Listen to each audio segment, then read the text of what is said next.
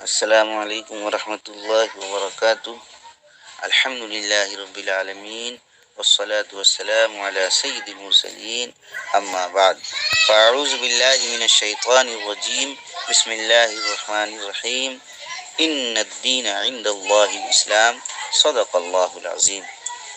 محترم سامعین کرام، آج کی میری گفتگو کا عنوان ہے آزادی کی جدوجہد اور علماء کرام۔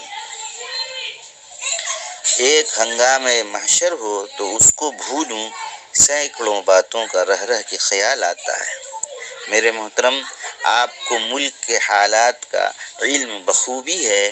آج کشمیر کی وادی سے کنیا کماری کی سرحدوں تک اور بنگال کی کھاڑی سے لے کر گجرات کی وادی تک ہندوستان کا مسلمان سلگ رہا ہے۔ ایوان تہذیب میں بد تہذیبوں نے آگ لگا دی ہے اور فکر و نظر کی وادیاں تباہ و برباد کی جا رہی ہیں۔ بنام مسلم پرسن اللہ، پورے ملک میں کوہرام مچا رکھا ہے۔ مسلمانوں کے لبوں کا تبسم روٹھا ہوا ہے۔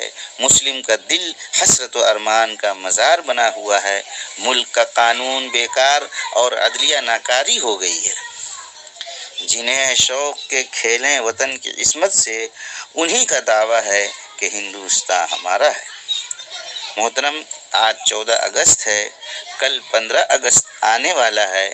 یہی وہ تاریخ ہے جس میں ہمارا ملک دولت آزادی سے مالا مال ہوا اور باشندگان ہند کو غلامی کی توہین آمیز اور ذلت و رسوائی کی لبریز زندگی سے نجات ملی۔ اس لیے آج کے اس مبارک اور زرعی موقع پر میں آپ حضرات کے سامنے آزادی ہند کی کچھ ورق گردانی کرنا چاہتا ہوں، لیکن سینکڑوں سال کی خونی لڑائی کو 10-15 منٹوں میں بیان کرنا مشکل ہے۔ اس لیے سامعین کرام سے مؤدبانہ گزارش کروں گا کہ تھوڑا وقت کی قربانی آپ بھی دیں۔ انشاءاللہ معلومات میں تازگی پیدا ہوگی اور راہ عمل کے تعین میں بھی مدد ملے گی۔ میں آپ کے سامنے علماء کرام کی آزادی جدوجہد کا تذکرہ مرحلہ وار کرنا چاہتا ہوں۔ ملاحظہ فرمائیں۔ ہوتا ہے زیادہ پیماں، پھر کارواں ہمارا۔ محترم، آج سے 523 سال پیچھے یعنی 1498 عیسوی میں واسکو ڈی گاما کی قیادت میں پرتگال یعنی یورپ کے ملاحوں نے پہلی مرتبہ ہندوستان کی سرزمین میں قدم رکھا اور ساحلی مقام کالی کٹ میں اپنی تجارتی سرگرمیوں کا آغاز کیا۔ پھر اسی بہانے پرتگالیوں نے جنوبی ہند کی ساحلی علاقوں پر قدم جمانے شروع کر دیے اور جو بھی ان کے توسیعی پسندانہ عزائم کے درمیان رکاوٹ بنا، اسے انہوں نے نہایت بے دردی سے مشق ستم بنایا۔ بحر ہند میں قزاقی اور لوٹ مار کا وہ بازار گرم کیا کہ بحری سفر پرخطر بن گیا۔ جس علاقے میں انہیں اقتدار حاصل ہوا، وہاں انہوں نے لوگوں کو جبراً عیسائی بنا لیا۔ پادریوں کے نام نہاد دارالقضا جا بجا قائم کیے، جو اپنے مخالفوں کے لیے بدترین اور وحشتناک سزائیں تجویز کرتے تھے۔ پرتگالیوں کے ان بدمعاشیوں کا سلسلہ تقریباً 100 سالوں تک چلا ہے۔ پرتگالیوں کی دیکھا دیکھی یورپ کے دیگر ممالک کے انگریز اور فرانسیسی بھی حرص و طمع سے مغلوب ہو کر دولت سمیٹنے کے لیے سونے کی چڑیا کہے جانے والے ہندوستان کی طرف متوجہ ہوئے۔ چنانچہ انگلستان کے 101 تاجروں نے 30,000 پاؤنڈ کا سرمایہ جمع کر کے ایسٹ انڈیا کمپنی کے نام سے ایک کمپنی بنائی اور سن 1601 عیسوی میں اس کے جہاز پہلی مرتبہ ہندوستان روانہ کیے گئے۔ ہندوستان پہنچ کر انہوں نے اپنا بڑا مرکز بنگال کو بنایا۔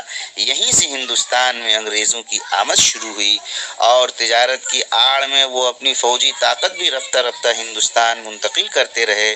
انہوں نے پہلے پرتگال کے عیسائیوں سے ہی لڑائی کی اور ان کو زیر کر دیا۔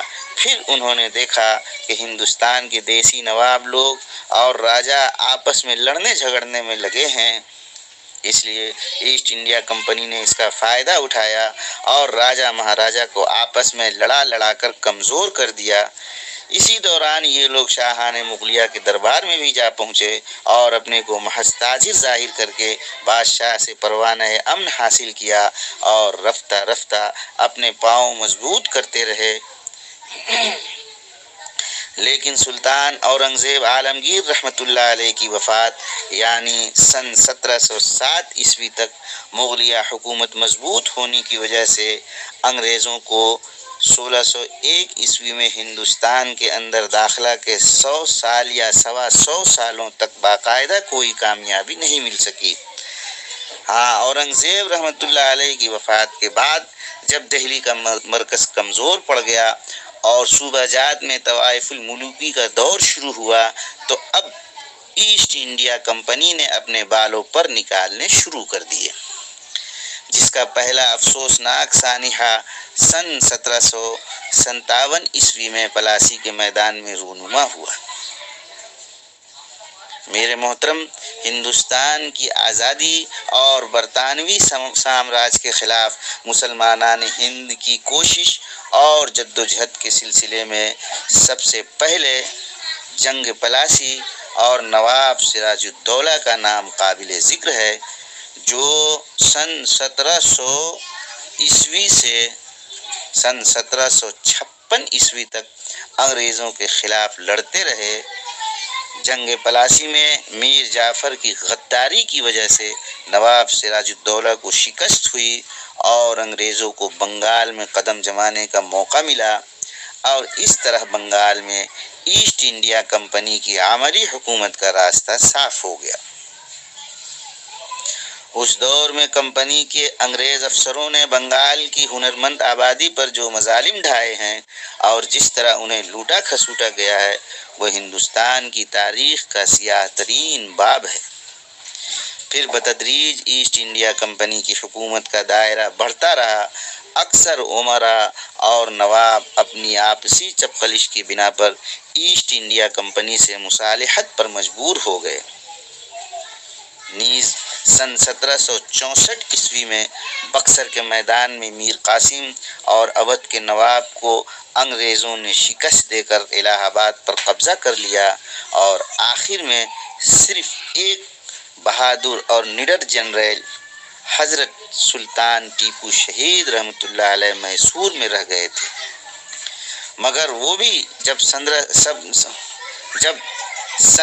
1799 عیسوی میں انگریز کے مقابلے میں یہ کہتے ہوئے شہید ہو گئے کہ شیر کی زندگی کا ایک لمحہ گیدڑ کی 100 سالہ زندگی سے بہتر ہے، تو انگریزی فوج کے کمانڈر نے سلطان شہید کی لاش دیکھ کر بے اختیار کہا تھا کہ آج سے ہندوستان ہمارا ہے۔ خیال رہے کہ ٹیپو سلطان رحمۃ اللہ علیہ اپنے زمانے کے قطب اور ولی تھے۔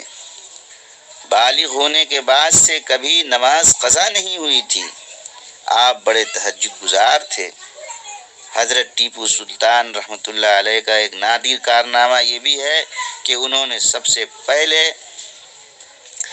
نے تاریخ میں سب سے پہلے اس لڑائی میں میزائل کا استعمال کیا تھا۔ بہرحال سارے ہندوستان کو بالواسطہ یا بلا واسطہ زیر نگین کرنے کے بعد اب انگریز کا نشانہ دہلی کا پایہ تخت تھا، جہاں مغلیہ حکومت کا چراغ ٹمٹما رہا تھا۔ سن 1800 عیسوی کے اخیر میں ایک انگریز افسر کی قیادت میں انگریزی فوجیں دہلی کی طرف بڑھنے لگیں۔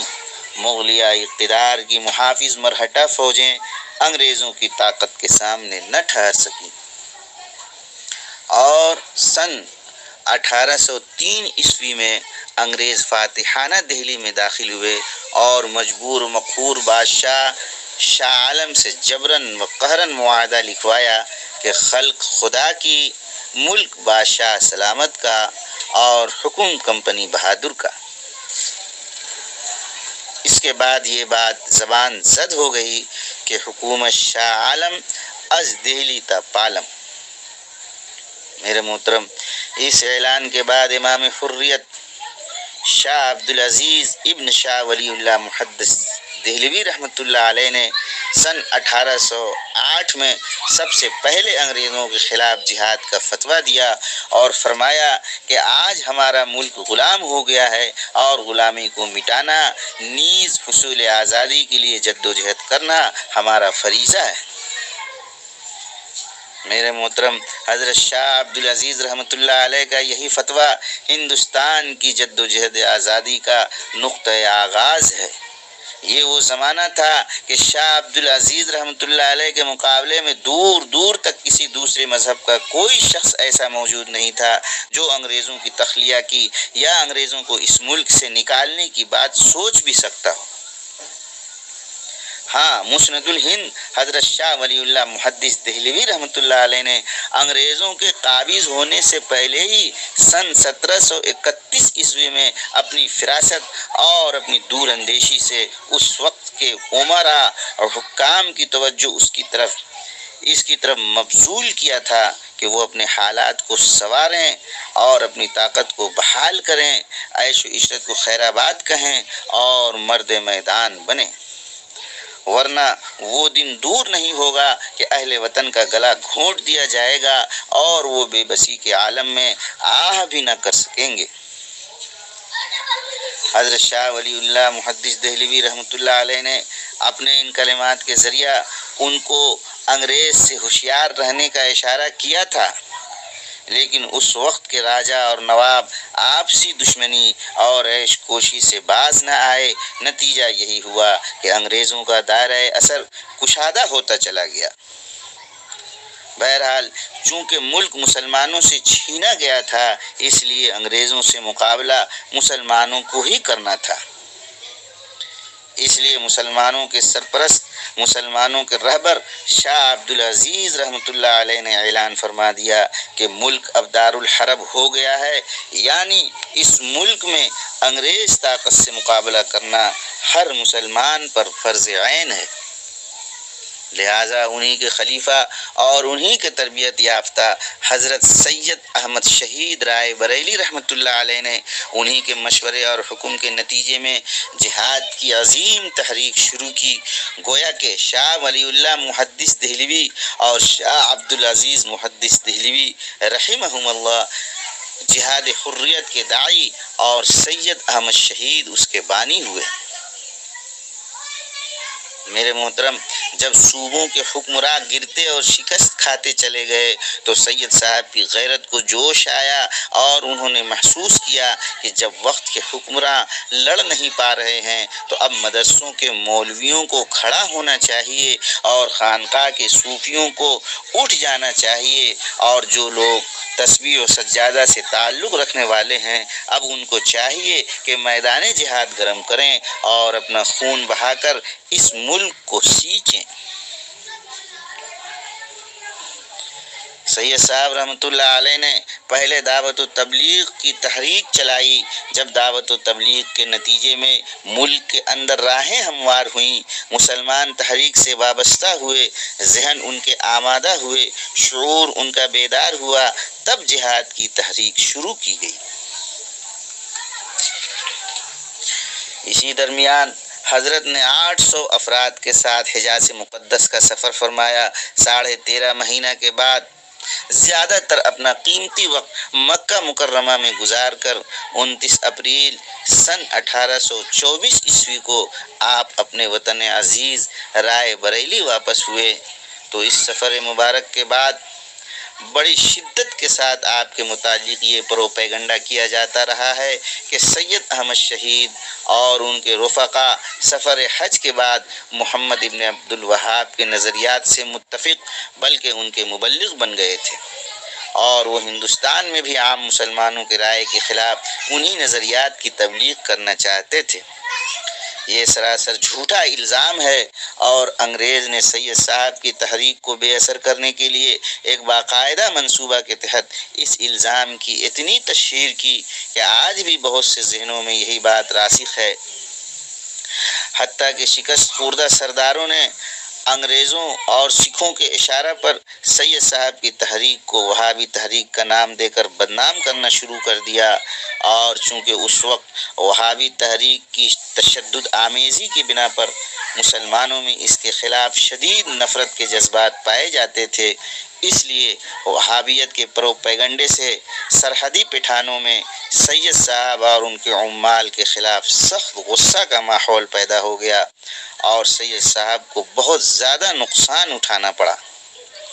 حالانکہ تاریخی حوالوں سے یہ بات روز روشن کی طرح آیا ہے کہ محمد ابن عبد الوہاب سے، جو اپنے دور کے ایک سخت گیر مصلح تھے، یا ان کی تحریک سے سید صاحب اور ان کے رفقا اور ان کی جماعت کا کبھی بھی کسی طرح کا کوئی رابطہ نہیں رہا۔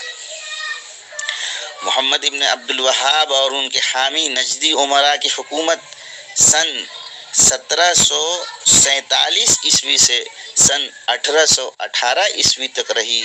اس کے بعد ترکی اور مصری فوجوں نے ان کی حکومت کا بالکل خاتمہ کر دیا، حتیٰ کہ نجد میں ان کے صدر مقام درعیہ کو بھی فتح کر لیا، اور سن 1818 عیسوی کے بعد ان کا کوئی اثر حجاز مقدس اور حرمین شریفین میں باقی نہیں رہا، بلکہ ان کی بیجا سختیوں کی وجہ سے لوگ علماء اور نجدی حکومت سے سخت نفرت رکھتے تھے۔ اسی زمانہ میں یعنی سن 1822 عیسوی میں حضرت سید احمد شہید حجاز مقدس تشریف لے جاتے ہیں، تو اس وقت ان کا وہابی تحریک سے متاثر ہونے کا سوال ہی پیدا نہیں ہوتا۔ خود محمد ابن عبد الوہاب بھی سن 1792 عیسوی میں وفات پا چکے تھے۔ ان سے سید صاحب کی کبھی ملاقات نہیں ہوئی، اس لیے سید صاحب یا ان کے رفقا یا بعد میں پیدا ہونے والے مجاہدین کو وہابی کہنا انگریز کے شاطرانہ منصوبہ کا ایک حصہ ہے۔ آج بھی بہت سے مسائل میں علماء نجد یعنی وہابیوں اور علماء حق یعنی علماء دیوبند وغیرہ کے درمیان اختلافات موجود ہیں۔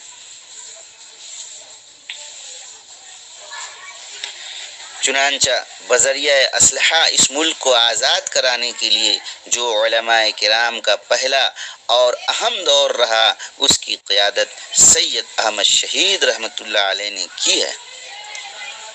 حضرت نے سن 1818 عیسوی سے سن 1831 عیسوی تک ملک کے طول و عرض کا دورہ کیا، اور چند سالوں کے اندر ملک میں ہر طرف آزادی کی آگ لگا دی۔ سن 1824 عیسوی میں سرحد کے اطراف میں مورچہ لگا کر 6 سالوں تک پوری جواں مردی سے انگریزوں اور ان کے ہمنواؤں کے ساتھ ٹکر لیتے رہے۔ امیر علی خان اور جسونت راؤ ہولکر کی فوجوں کے ساتھ مل کر 10 جنوری سن 1827 عیسوی کو مقبوضہ علاقے میں آزاد عارضی حکومت حضرت سید احمد شہید رحمۃ اللہ علیہ کی عمارت میں قائم ہوئی تھی، اور آپ کی یہ عارضی حکومت کی کل مدت 4 سال 4 مہینے رہی۔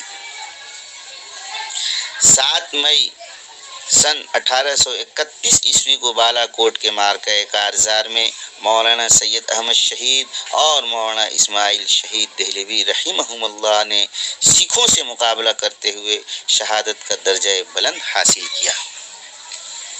سکھوں سے مقابلہ کی تفصیل یہ ہے کہ سید صاحب کا اصل مقابلہ تو انگریزوں سے ہی تھا، لیکن انگریزوں نے اپنی فطری چالاکی کا مظاہرہ کرتے ہوئے سید صاحب کی تحریک کا رخ اپنی طرف کرنے کے بجائے سکھوں کی جانب پلٹ دیا۔ اس سے نہ صرف یہ کہ انگریزوں کو سید صاحب کے مقابلے سے نجات مل گئی، بلکہ سکھوں سے اپنی دوستی کی مضبوطی اور صوبہ پنجاب میں مکمل دخل اندازی کا بہانہ بھی ہاتھ آ گیا۔ اور اس حکمت عملی سے انگریز نے ایک تیر سے 2 شکار کیے، یعنی سید صاحب کو سکھوں کے ذریعہ شکست دلوا کر خود سکھوں کی حکومت کے حصے بکھرے کرا دیے، جس کا نتیجہ چند سالوں میں ہی کھل کر سامنے آ گیا۔ چونکہ سکھوں کی حکومت اسلامی علاقوں اور انگریزوں کے مقبوضہ علاقوں کے درمیان واحد رکاوٹ تھی، اس لیے درمیان میں اسے ختم کیے بغیر انگریز سے کسی فیصلہ کن جنگ کا موقع نہ تھا۔ چنانچہ سید صاحب رحمۃ اللہ علیہ کا یہ مقدس قافلہ بالا کوٹ پہنچا اور پہاڑوں کے بیچ ایک محفوظ مقام پر خیمہ زن ہو گیا۔ مہاراجہ رنجیت سنگھ کا بیٹا شیر سنگھ بالا کوٹ سے چند میل کے فاصلے پر 20,000 فوج کے ساتھ مقیم تھا اور کوشش میں تھا کہ سید صاحب کی طاقت کو بالکل ختم کر دیا جائے تاکہ آئندہ سکھ حکومت کو کوئی خطرہ نہ رہے۔ چنانچہ اس نے بعض غداروں سے ساز باز کر کے راتوں رات راستہ کی رکاوٹوں کو عبور کیا اور صبح کو اچانک مجاہدین کی جماعت پر بھرپور حملہ کر دیا۔ سید صاحب اور شاہ اسماعیل شہید نے اپنے ساتھیوں کے ساتھ مردانہ وار دفاع کیا، لیکن دشمن کی کثرت اور پہلے سے باقاعدہ تیاری نہ ہونے کی وجہ سے کوئی جد و جہد کارگر نہ ہو سکی، اور 7 مئی سن 1831 عیسوی جمعہ کا مبارک دن تھا جب دن میں 10-11 بجے اس مقدس جماعت کے 300 جیالوں نے اپنے قائد سید احمد شہید اور شاہ اسماعیل شہید کی قیادت میں جام شہادت نوش کر کے حیات جاویدانی حاصل کی، اور دین پر جان قربان کر دینے والوں میں سنہرے حروف سے اپنے نام نقش کر گئے۔ میرے محترم، ان دونوں بزرگوں کی شہادت کے بعد صادق پور پٹنہ کے علماء کرام نے حضرت مولانا ولایت علی کے ہمراہ 80,000 کے لشکر کے ساتھ انگریزوں کا مقابلہ کیا، لیکن اس کے باوجود پورے ملک میں انگریزوں کا قبضہ ہو گیا۔ پھر بھی ان کی جماعت کے بقیہ مجاہدین تقریباً سن 1871 عیسوی تک سرحدی علاقوں میں سربکف رہے۔ ان کے جذبہ ایثار و قربانی نے ایوان اقتدار کو لرزہ بر اندام کر رکھا تھا۔ دوسری طرف اسی جماعت کے دیگر افراد پورے ملک میں بغاوت کی لہر پیدا کرنے میں مصروف تھے۔ اس لہر کو طوفان اور اس چنگاری کو شعلہ بننے میں زیادہ دیر نہیں لگی۔ چنانچہ دہلی کے 34 علماء کرام نے جہاد کا فتویٰ دے کر مجاہدین کے لیے راہ عمل متعین کر دی۔ ہر طرف بغاوت کا سیلاب امڑنے لگا۔ اصل میں تحریک بالا کوٹ کے بعد ہندوستان میں انگریزوں کی حکومت بہت زیادہ مستحکم ہو رہی تھی۔ چنانچہ علماء نے کئی میٹنگیں کی۔ سن 1856 عیسوی کی ایک میٹنگ میں پورے ہندوستان کے بڑے بڑے علماء شریک ہوئے۔ مولانا جعفر تھانیسری، مولانا ولایت علی، حاجی امداد اللہ مہاجر مکی، مولانا قاسم نانوتوی، مولانا رشید احمد گنگوہی، حافظ ضامن شہید رحمہم اللہ، یہ سارے لوگ اس میٹنگ میں شریک تھے۔ حضرت مولانا قاسم نانوتوی رحمۃ اللہ علیہ نے فرمایا کہ تمہیں یہ پتہ نہیں کہ انگریز ہمارے سر پر کھڑا ہے؟ انگریز پورے ہندوستان پر اپنی حکومت کا جال پھیلا دیا ہے، لہٰذا فیصلہ کن لڑائی کے لیے تیار ہو جاؤ، یا کٹ جائیں گے یا انگریز کا مقابلہ کریں گے، لیکن انگریز کو یہاں رہنے نہیں دیں گے۔ ایک آدمی نے اٹھ کر کہا کہ حضرت، ہماری تعداد تو بہت تھوڑی ہے اور وسائل بھی بہت کم ہیں۔ حضرت نے اس کے جواب میں تاریخی بات فرمائی کہ کیا ہماری تعداد غازیان بدر سے بھی کم ہے؟ یہ بات کہنے کی دیر تھی کہ لوگوں میں جذبہ پیدا ہو گیا اور اسی وقت جنگ آزادی کا فیصلہ کر لیا گیا۔ چنانچہ سن 1857 عیسوی کی جنگ آزادی میں 2 محاذ بنائے گئے۔ ایک محاذ امبالہ پر جس کی قیادت مولانا جعفر تھانیسری کے پاس تھی، اور دوسرا محاذ شاملی جس کی قیادت حضرت حاجی امداد اللہ مہاجر مکی کے پاس تھی۔ اس جنگ میں بڑے بڑے علماء شہید اور زخمی ہوئے۔ اس جنگ میں حضرت گنگوہی زخمی ہوئے، اسی جنگ میں مولانا نانوتوی زخمی ہوئے، اسی جنگ میں حافظ ضامن رحمۃ اللہ علیہ شہید ہوئے۔ سن 1857 عیسوی کی جنگ میں 2 لاکھ مسلمان شہید ہوئے، جن میں 51,500 علماء تھے۔ صرف دہلی میں 500 علماء کو پھانسی کے پھندے پر لٹکا دیا گیا، اور جنگ ختم ہونے کے بعد کئی سالوں تک پھانسی دینے کا سلسلہ چلا، وہ الگ ہے۔ میرے محترم، یہ ہندوستان کی سب سے بڑی لڑائی تھی جو انگریزوں کے خلاف فیصلہ کن انداز میں لڑی گئی۔ اس جنگ میں انگریزوں نے مسلمانوں سے سخت انتقام لیا، ان کے محلے اجاڑ دیے، مساجد کو ویران کر دیا، ناحق گولیاں چلائیں۔ دہلی کی چاندنی چوک ہی نہیں بلکہ ہر چوراہے پر سولیاں نصب کر دی گئیں۔ دہلی اور دہلی کے باہر درختوں پر پھانسی کے پھندے لٹکا دیے گئے۔ مسلمانوں کو پکڑ پکڑ کر انگریز ہاتھی پر بٹھاتے، پھندے گلے میں ڈالتے اور ہاتھی کو آگے بڑھا دیتے۔ پھر کیا تھا، لاش جھول جاتی، آنکھیں ابل پڑتی، زبان منہ سے باہر آ جاتی، جسم تڑپ تڑپ کر دوہری ہو جاتی اور ذبح کیے ہوئے مرغ کی طرح جان کنی کا وہ ہیبت ناک منظر کہ الامان الحفیظ۔ محترم، بسا اوقات ان پھانسیوں پر لٹک جانے والوں کی لاشیں تڑپ تڑپ کر انگریزی ہندسہ کا آٹھ بن جاتی تھیں۔ نیز وہ کتنا وحشتناک اور دلدوز منظر رہا ہوگا کہ معزز مسلمانوں کو بوری میں بھر کر توپ کے منہ میں باندھ دیا جاتا اور توپ داغ دی جاتی، پھر پورے جسم کا گوشت بوٹی بوٹی ہو کر فضا میں اڑ جاتا تھا، جس طرح تیز ہوا میں کاغذ کے چھوٹے چھوٹے ٹکڑے اڑ جاتے ہیں۔ دور تک خون کی چھینٹیں اس طرح پڑتے جیسے فضا سے زمین پر کسی نے خون کا چھڑکاؤ کیا ہو۔ لاشوں کا سر فضا میں میلوں بلندی پر جا کر جب زمین پر گرتا تو بسا اوقات کسی راہگیر یا جانور کی جان چلی جاتی۔ محترم، ایک انگریز مورخ نے لکھا ہے کہ علماء کے جسموں کو تانبے سے داغا جاتا تھا اور علماء کو سوروں کی کھالوں میں بند کر کے سلنے کے بعد جلتے ہوئے تنوروں میں ڈال دیا جاتا۔ لاہور کی شاہی مسجد کے صحن میں انگریز نے پھانسی کا پھندا بنایا تھا، اس میں ایک دن میں 80 علماء کو پھانسی دی جاتی تھی۔ لاہور کے دریا میں 80 علماء کو بوریوں میں بند کر کے ڈال دیا جاتا اور اوپر سے گولیوں کا نشانہ بنایا جاتا۔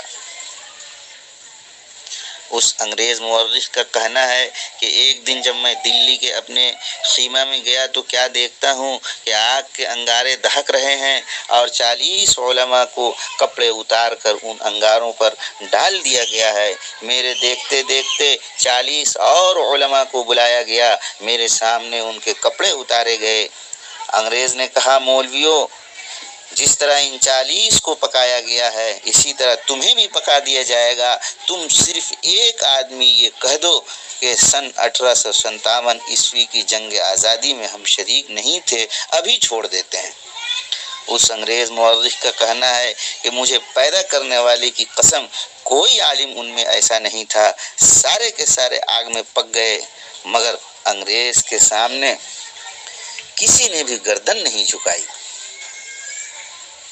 لندن کی انڈیا لائبریری میں ایک لیڈی کی ذاتی ڈائری موجود ہے۔ آج بھی اس انگریز عورت نے اپنی ڈائری میں لکھا ہے کہ دہلی کے اندر شام کو اپنے شوہر کے ساتھ کبھی کبھی گھومنے نکلتی تھی تو اپنے ہاتھ میں ریوالور لے کر نکلتی تھی، اور یہ ریوالور ساتھ میں اس لیے لے جایا کرتی تھی کہ مسلمان عالموں پر رحم کروں اور ان کے اوپر مہربانی کروں۔ پھر وہ لیڈی خود ہی لکھتی ہے کہ مہربانی کی صورت یہ ہوتی تھی کہ دلی کے لال قلعہ اور انڈیا گیٹ کے سامنے بے شمار مسلمان عالموں کو پکڑ کر کے باندھا ہوا ہوتا تھا اور ان کو زخمی کیا ہوا اور ان کے پیٹ کے اندر پیتل ڈالا ہوا ہوتا تھا۔ وہ بیچارے تڑپتے رہتے تھے اور 2 دن 4 دن سے تڑپتے ہوئے ہوتے تھے، تو میں ریوالور اس لیے لے جایا کرتی تھی کہ گولی مار کر ان کو ختم کر ڈالوں تاکہ تڑپنے کی تکلیف سے ان کو چھٹکارا مل جائے۔ اللہ! میرے محترم، مغل حکمراں کے آخری تاجدار بہادر شاہ ظفر پر بغاوت کے جرم میں مقدمہ چلایا گیا اور مجرم قرار دے کر ان کو جلا وطن کر دیا گیا۔ تاریخ نے وہ منظر بھی دیکھا کہ ان کے چہیتے صاحبزادوں مرزا مغل مرزا خضر سلطان، مرزا ابو بکر اور مرزا عبداللہ کو قتل کر کے تشتری میں رکھ کر ان کے سامنے پیش کیا گیا، یعنی انگریزوں نے ان کے چاروں بیٹوں کے سروں کو تھالی میں سجا کر ناشتہ میں پیش کیا تھا، تو بادشاہ نے حیرت انگیز صبر و ضبط کا مظاہرہ کرتے ہوئے کہا، الحمدللہ تیمور کی اولاد ایسے ہی سرخ رو ہو کر باپ کے سامنے آیا کرتی ہے۔ مطلب یہ ہے کہ ہمارے بچے انگریزوں کے غلام بن کر کے نہیں آئے، اچھا ہوا کہ شہید ہو گئے لیکن غلام نہیں بنے۔ میرے محترم، اس عظیم مجاہد کو اپنے ہی وطن میں دفن کے لیے تھوڑی سی جگہ بھی نہ مل سکی۔ کتنا ہے بد نصیب ظفر، دفن کے لیے 2 گز زمین بھی مل نہ سکی۔ کوئے یار میں ان حسرتوں سے کہہ دو کہیں اور جا بسیں، اتنی جگہ کہاں ہے دل داغدار میں۔ عمر دراز مانگ کر لائے تھے 4 دن، 2 آرزو میں کٹ گئے 2 انتظار میں۔ بہرحال جب اس جنگ میں وسائل کی قلت اور اپنوں کی غداری کی وجہ سے فرنگیوں کا غلبہ ہوا تو وائسرائے برطانیہ نے اپنے ہندوستانی مشیروں سے رائے طلب کی کہ بتاؤ ہندوستان میں تمہاری حکومت کس طرح قائم رہ سکتی ہے۔ تو ہندوستان میں رہنے والے سب سے بڑے سیاستداں ڈاکٹر نے جو رپورٹ پیش کی ہے اس میں لکھتا ہے کہ ہندوستان میں سب سے زیادہ بیدار مسلمان ہیں اور جنگ آزادی صرف مسلمانوں نے لڑی ہے۔ مسلمانوں میں جب تک جذبہ جہاد موجود ہے اس وقت تک ہم لوگ ان پر حکومت نہیں کر سکتے ہیں، اس لیے جہاد کو ختم کرنا ضروری ہے، اور جذبہ جہاد ختم کرنے سے پہلے مزید 2 چیزوں کو ختم کرنا ضروری ہے، اور وہ یہ ہے کہ ہندوستان سے علماء اور قرآن کو ختم کیا جائے۔ چنانچہ سن 1861 عیسوی میں 3 لاکھ قرآن کریم کے نسخے بدبخت انگریزوں نے جلا دیے، اور اس کے بعد علماء کو ختم کرنے کا فیصلہ کیا، اور یہ 3 سال ہندوستان کی تاریخ کے بڑے المناک سال ہیں۔ ان 3 سالوں میں انگریزوں نے 14,000 علماء کو تختہ دار پر لٹکا دیا۔ ایک ہندو مورخ میوا رام نے لکھا ہے کہ ایک اندازہ کے مطابق انقلاب سن 1857 عیسوی کے نتیجے میں 5 لاکھ مسلمانوں کو پھانسیاں دی گئی تھیں۔ میرے محترم، یہ سب کچھ ہوا مگر یہ مٹھی بھر جماعت کسی حال میں انگریز کی قیادت اور غیر ملکی اقتدار قائم کرنے کے لیے تیار نہ تھی۔ مولانا محمد جعفر رحمۃ اللہ علیہ فرماتے ہیں کہ یہ ایسا وقت تھا کہ کوئی شخص ہمارے واسطے ذرا بھی کلمہ خیر کہے تو اسے قید کر لیا جاتا تھا۔ جب مولانا جعفر تھانیسری، مولانا یحییٰ علی عظیم آبادی اور مولانا محمد شفیع لاہوری کو پھانسی کا حکم سنایا گیا تو یہ سن کر یہ لوگ بہت خوش ہوئے۔